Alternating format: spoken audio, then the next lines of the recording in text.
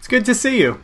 I'm going to show you how to embed a simple poll into your landing page to get all sorts of information.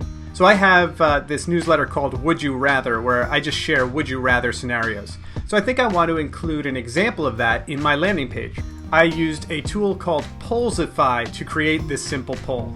And it looks like this.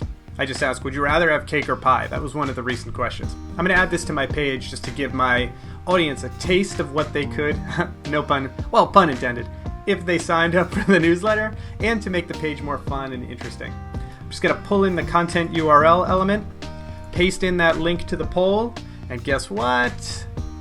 It's on my landing page now. Now my page includes an example of the type of content, the illustrations, and just the wackiness of it that my audience will get when they sign up for the newsletter. Try it out, it's super fun, and let me know how you use this in the comments.